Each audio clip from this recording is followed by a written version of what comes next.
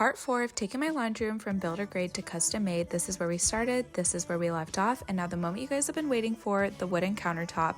So my husband and I went to Home Depot, picked out a piece of plywood that we liked for this countertop, and then also some support pieces of wood for the wall and a thicker piece of wood to nail to the front of the countertop to make it appear thicker. What's so great about Home Depot is they will cut wood for you completely for free. And then it was time to go home and sand. I went in with 120 grit sander and then 220 grit sander to get the wood completely smooth.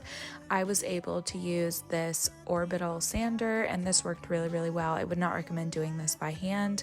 Also sanded the piece of support wood that would go on the front. Then it was time to pick out a stain color.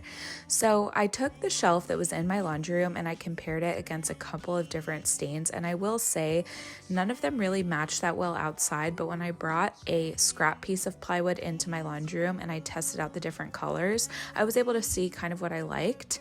And then it was time to install the support piece to the plywood, and then my father-in-law and my husband installed the support beams into the wall of the laundry room. My father-in-law also has a nail gun, and so he was so kind and came over and helped us use that to install the lip to the front of the plywood countertop. Then it was time for more sanding. Look at this beautiful sunset, guys. This is what I got to see while I was sanding. I love Arizona sunsets. And then the next day went to Home Depot, had to get some wood filler to fill in all of the little holes that were made from the nail gun.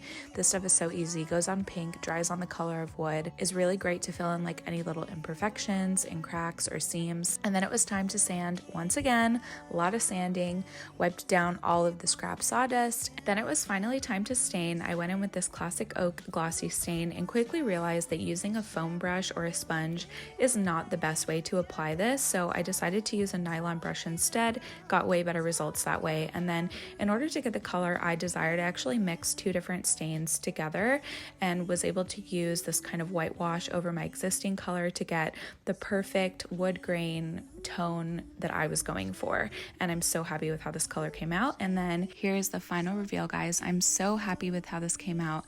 This was also my very first time ever doing something like this. I was able to learn a lot on YouTube and TikTok. So I hope this is an encouragement or an inspiration to you guys that you guys can do anything. Projects do not have to be impossible, but until the next DIY, I'll answer any questions you guys have in the comments.